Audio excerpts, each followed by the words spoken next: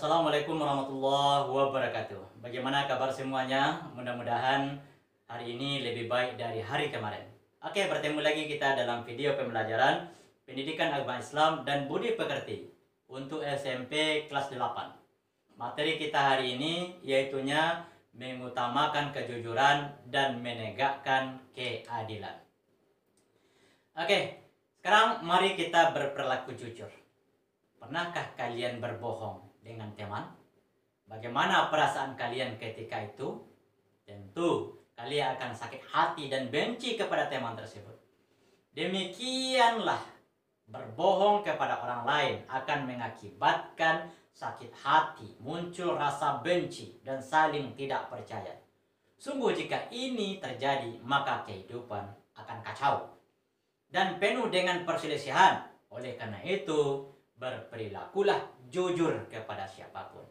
Dan berperilaku jujur, kalian akan memilih banyak teman dan dipercaya orang lain. Kejujuran akan membimbing seseorang kepada kebaikan, dan kebaikan akan membimbing seseorang kepada surga.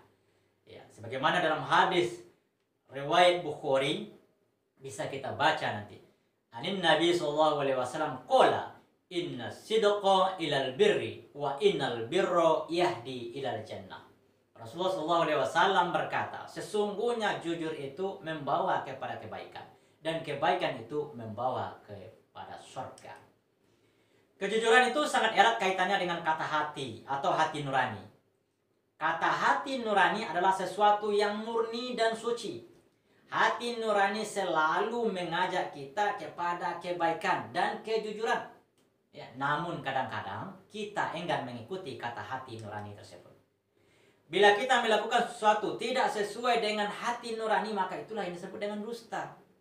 Bila kita katakan sesuatu yang tidak sesuai dengan kenyataannya, itulah yang dinamakan dengan bohong. Dusta, bohong merupakan lawan kata dari jujur. Ya. Nah, sekarang mengapa kita harus jujur?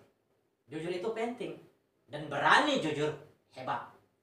Sebagai makhluk sosial diperlukan kehidupan yang harmonis, baik dan seimbang, agar tidak ada yang dirugikan, dizolimi, dan dicurangi.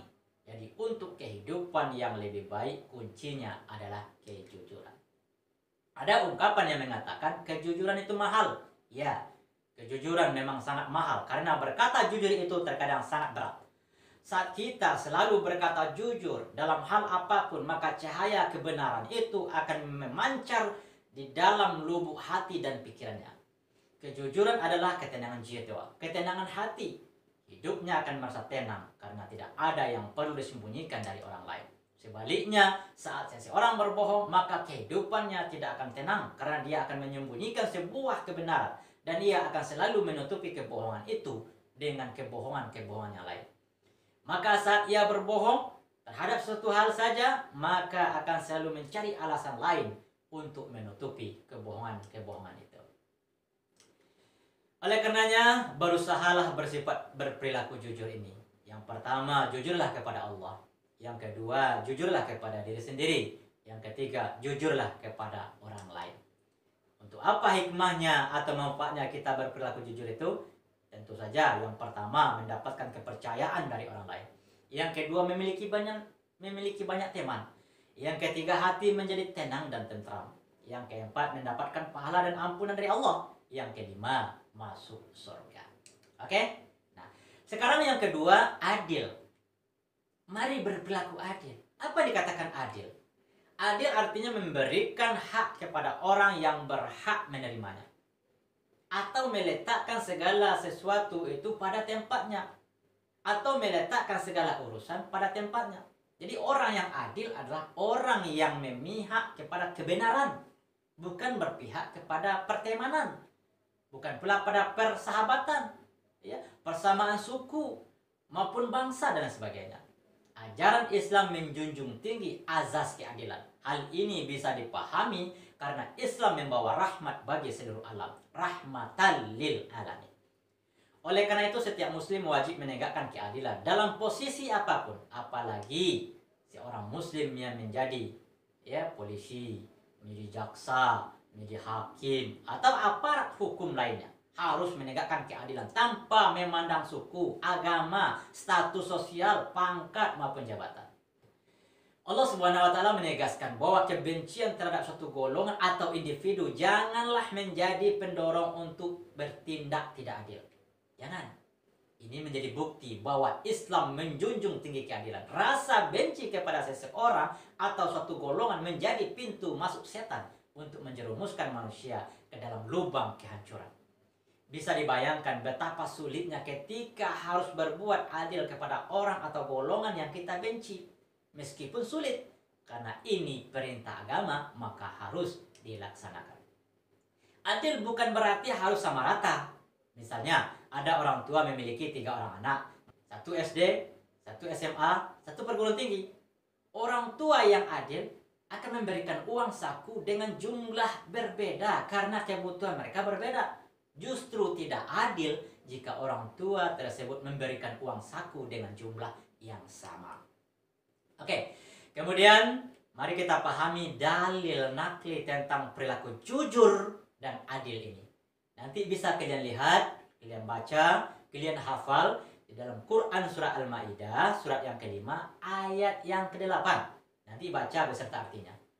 Wahai orang yang beriman, hendaklah kamu jadi orang-orang yang selalu menegakkan kebenaran karena Allah, menjadi saksi dengan adil, dan janganlah sekali-sekali kebencianmu terhadap suatu kaum mendorong kamu untuk berlaku tidak adil.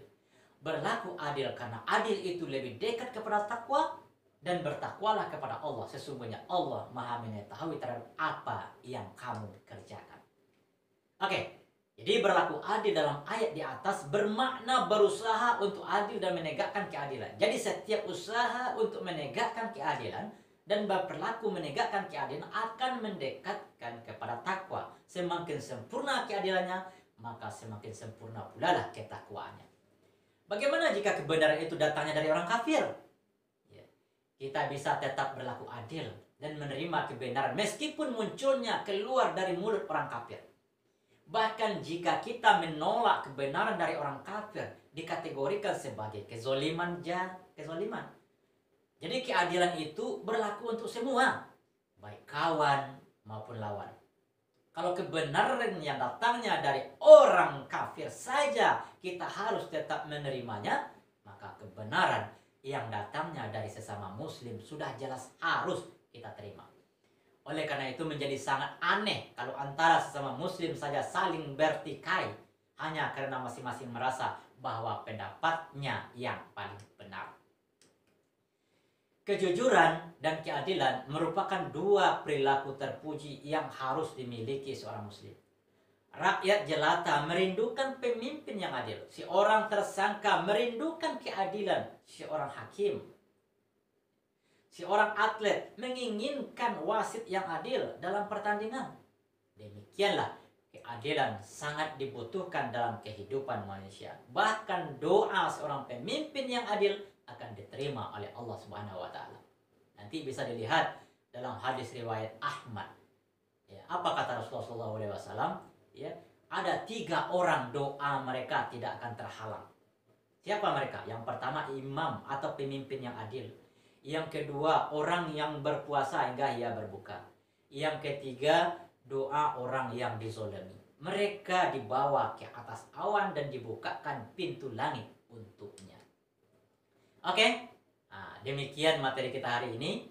Tugas kamu di rumah adalah kamu mencari suatu alkisah atau cerita keadilan seorang pemimpin, yaitunya Umar bin Khattab terhadap seorang Yahudi. Silakan ditulis dalam bukunya, kemudian buat kesimpulan dari cerita tersebut. Satu saja. Demikian materi kita hari ini. Terima kasih, semoga bermanfaat. Assalamualaikum warahmatullahi wabarakatuh.